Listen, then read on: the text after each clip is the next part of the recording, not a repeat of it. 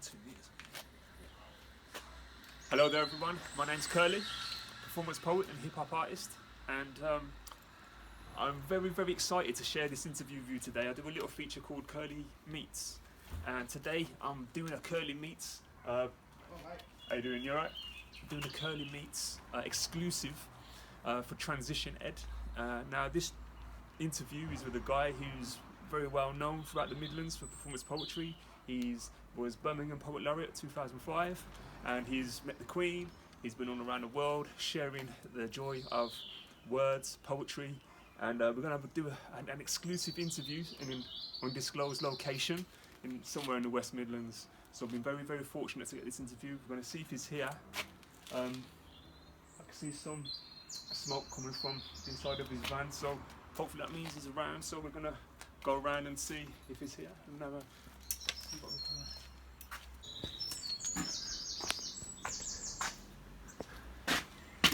Some nice willow.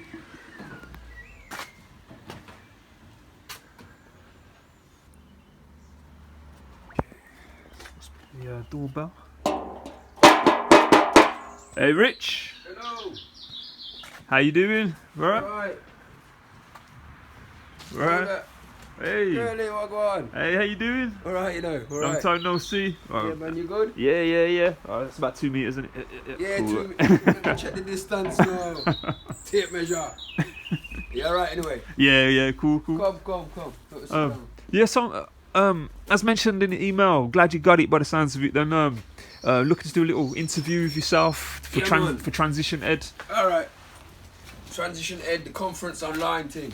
That's right. That's right. Yeah, cool. Alright, good.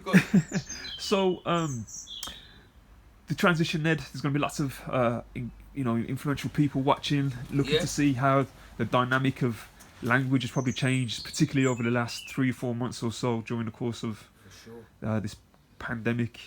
Transition now being literally turned on its head. What are your initial thoughts in terms of where we're at the moment and language and children? Well, language is an ever-changing thing. Words drift in and out of fashion. New words arrive. The last 3 months alone, the language of COVID, of coronavirus, of self-isolation, hand-wash station, 50, 60 new terms. And as we learn all these new words, just like year 6 is going to year 7, we go through a process as humans. Process of application and acquisition. So acquisition now is when you find a new word, you know how to spell it, you have it, you know how to say it, and you encounter it. And then the application of it is how you use that new word. So for example, 3 months ago, I thought coronavirus was killing everybody. And then I found out that's the generic term for the family, but it's COVID-19. So I reapplied how I spoke about it. So you live and learn with language all the time. You acquire a new word and then you apply it, mainly through making mistakes. But one key process is to have fun with those words without the expectation, without having to get it right. So at that key stage, year 6 to year 7, when you equip young people with the new words and the new vocabulary, the word tools they're going to use for year 8, 9 and 10, without the pressure of expectation, let them have some fun. Let them play with the words, let them get them wrong, let them misspell them, let them juggle them, let them drop them, let them fall. Save space to make mistakes. Yeah, exactly. These are tools, you know. So once they know how to use these tools, then they learn from each other how to use these words, when to use them, the correct application, so on. So yeah, that's what the Vocab Grab's about, really. Having fun, year 6 to year 7, celebrating the new words, their favourite subjects, and just playing with the language. So we've just mentioned some of the way language has changed over the last 3 months. A certain amount of words having to be acquired and applied in the right context. Do we know how many words roughly a newly in year 7, year 6 to year 7 has to acquire? Every school is different, every pupil is different, but you've got a certain amount of terms that they have to get used to. And it's not just the subject vocabulary of the new subjects, it's things like geographic terms, the bus route to school, the name of the road. Then you've got teachers' names, and then you've got 240 odd first names of your year group, and then their surnames as well. Then you've got the values literacy, the behaviour consequence system at schools, the house names, the building departments, teachers' names. Oh, it's so many new words. Apparatus in certain subjects. Yeah. Anything from 1,000 to 1,500 new terms that they have to get used to. And the year 6 is this term as well, with all the new words from this COVID thing. On top. You know, on top of that, it's a very, very stressful time. You know, I think we need to do all we can to support this year 6 and escort them for the next 4 or 5 years. Held hand approach, you know, as adults. That's the most we can do. What could be the consequences if we don't? Ooh, it's hard to think. There's the re-engagement process of young people going back into schools, not only learning new rules, but new ways of working. If we don't give them as much support as we can, if young people are going to fail, it's just adults around them that have failed them. And I don't think we intend to fail them at all. No. Do you feel poetry, the arts, is a good way to look at engaging in different in terms of education, being as it's been so disruptive? For sure. Poetry and arts, dance, movement, sport are all tools that an educator can use to learn. Teaching maths with recipes, cooking at home. Parents have had a chance to teach nowadays, new ways of teaching, new ways of learning. So it's about embracing all of these new ways, sharing them, the successes and the failures and the mistakes, finding out how we can provide a strong educational support system for the next 5-6 years at least. Brilliant. So if people wanted to find out a little bit more about what you're about, Dreadlock Alien, are there any portals by which people can reach you through? Anything that you've got going on at the moment? Self-isolation at this very minute, learning new technologies, new vocabularies, but I'm associated with a collective called Memorhyme .com, who are based in the Midlands, mainly black and minority ethnic role models, male role models, working in schools across the country, working alongside disenfranchised pupils. Memorhyme.com, that's where we're at, frontline education. For the nation. For the nation, in self-isolation behind one station. That's called distance cooperation. Isn't it? And to everyone watching, you will all have access to this resource, the Vocabulary Transition Pack, where you'll have access to lots of demonstration videos, resources for the classroom, or they can be made into homeschooling packs that can be saved as PDFs and sent out, or printed off and sent out for home study packs, helping the young children get prepared for the transition from year 6 to year 7, lots of classroom resources. And what we're going to show now is a few of the outcomes from the pre-COVID lockdown workshops that we did, so you can get to see.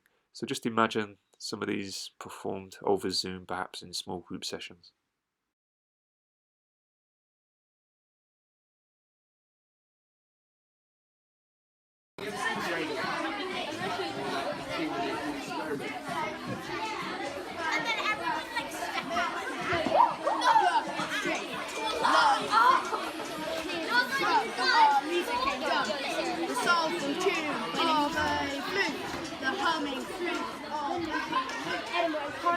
All the cities.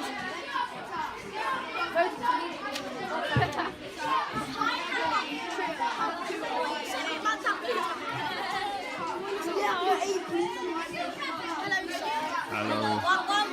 Well, how's it going so far? So good. Yeah. So what are you doing here then, guys? Can you explain what's happening? So we're just sorting out who's seen what, and we're making sure we all remember our words. Brilliant. Are you having fun? Yeah. Cool, brilliant. All right, keep up the great work. See you in a bit. How you doing, girls? You okay? Yeah. How's it going? Yeah, good. We're just working on this bit now. Oh, brilliant. All right, I'll leave you guys to it, and I'm back in a bit. All right. To all the nations, and to make it possible to use reality, have an apple in your head and discover gravity. Sounds good.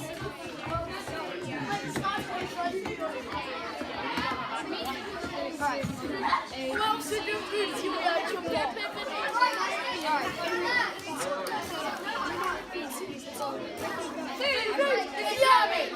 yummy in my tummy. I said, food is yummy. It's yummy in my tummy. Julian chalk dice will make the cuts. Our food will get you out of the rut. Finding out where all the proteins. That's the stuff that makes you lean. What about all the carbohydrates? That's some of what you'll find in cake. Food is yummy. It's yummy in my tummy. I said food is yummy. It's yummy. Hold up. This is boring. Let's add some beat into this.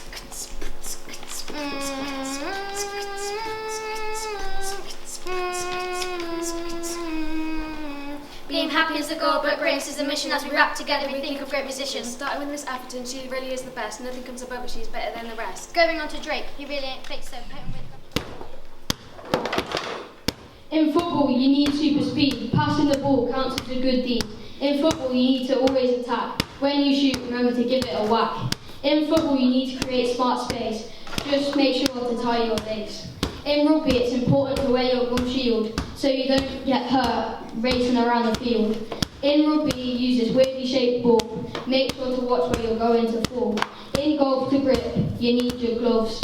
Careful your ball doesn't hit any gloves. In golf, you need to perfect your swing, and once you win, you'll be ready to sing. In sport, you need to be fighting fit, otherwise defeat you must admit. Science shows our true desire, something that we should all admire. Understanding what we are seeing is truly what makes us a human being.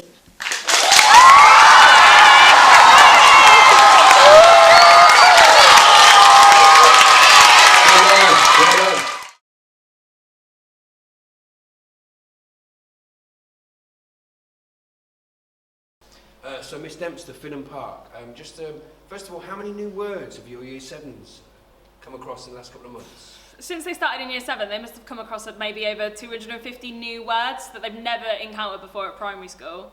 So it's really lovely for them to have a project like this where they can engage with all that vocabulary, see it actually used in practice and kind of really use it then to show their passion for the subjects they come across at secondary school. Excellent. So how important is this project to your Finham Park every year? Last question. I think it's really, really important because they do come across so much new vocabulary. It's a bit kind of like system overload. This helps them with their team building as well, building confidence. We've seen some kids today who could barely say a line at the start of the day, and then by the end they're performing in front of the whole of Year 7. So it's really, really lovely to kind of combine all of those skills and kind of celebrate all the things they get to do at secondary school.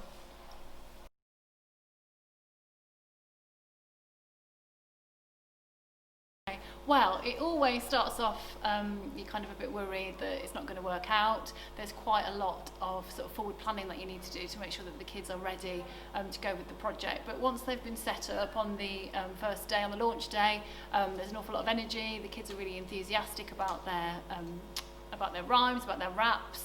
And once they've got basics, once they've got their couplets going, usually that's a good starting point. And what we did was we took that energy after the first session.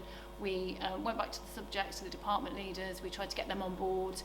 Departments were then tasked with kind of improving the rhymes, improving the raps, rehearsing the students. And in terms of what that takes from the person who's leading the project in the school, it's really, really important to just keep communicating with your staff, keep on reminding people about what they're doing, supporting, feeding them with some suggestions, offering the opportunity for you to maybe get involved.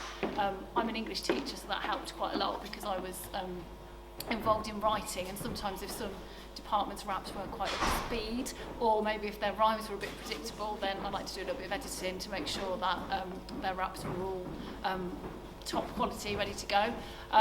We rehearsed them over a number of weeks.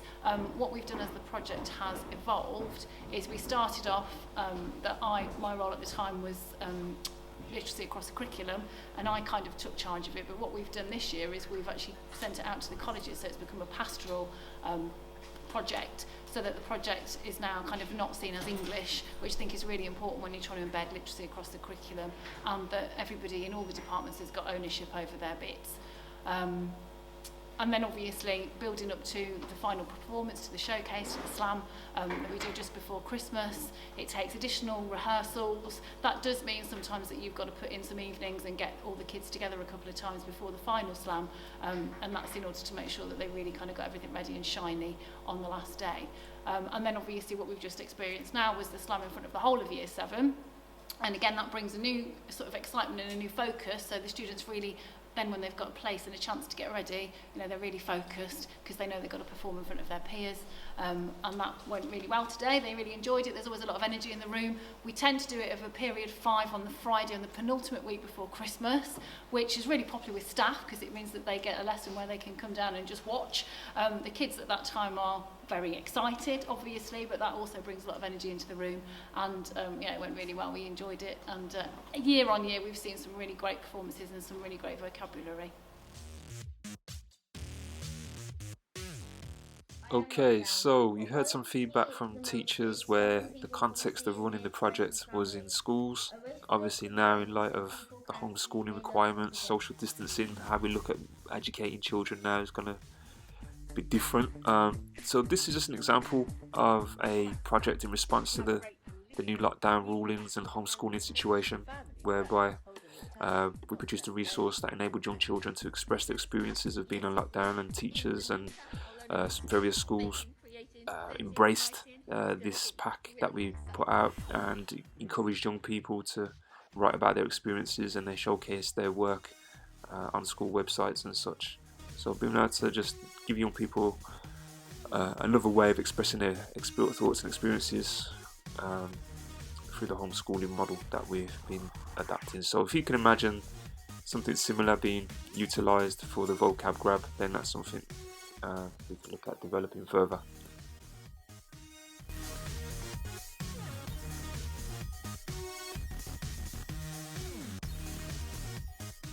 Keeping in theme of transition, the way we're teaching and learning, it's obviously transition from year 6 to year 7. We'd like to leave you with a poem by a special associate of ours from through Memorhyme, the one and only Tony Walsh, with his poem, New Beginnings. Welcome to your new school. Welcome to your future. New beginnings here and new rules, new classrooms, new computers, new timetables, new faces here, new corridors, new signs. But some things change, some stay the same, and some truths last all time. You'll take out what you put in. You'll reap just what you sow. So face the tests and do your best, work hard, play hard and grow. And play a full and active part in school and its community. Be pleased to say I seize the day. I use this opportunity. Remember that you're different. There's no one quite like you. But make good friends, the ones who lend a hand to get you through. Remember, keep your head up. Even if you fear you'll drown, achieving is believing mixed with never looking down. And think about your future. And find a hope, a dream. Put action in your action plan and build yourself a team made of parents, made of teachers, made of family and friends. From this position, make a mission for a trip that never ends. And so always keep on learning. There's always more to know. It may sound strange, but you can always change. It's never too late to grow. And so don't let anybody try and sneer and hold you back. Your history is not your future. So don't ever feel like that. Because round here has a history of producing boys and girls who from humble roots pull up the boots and go on to change the world. And so people just like you and me can do very special things. Aim higher, be high flyers and be bold, unfold your wings. And gain an education, learn skills, gain facts and knowledge, and then take the inspiration through to jobs, careers and college. And so make the most of these days, the school and these facilities. Take off the brakes, be sure to make the best of your abilities. Respect yourself and others. Have confidence. It's essential. If you keep a burning urge to learn, you'll reach your full potential. And so do things that you're proud of. And let everybody see you've passed the test. You've done your best to be the best that you can be. Good luck.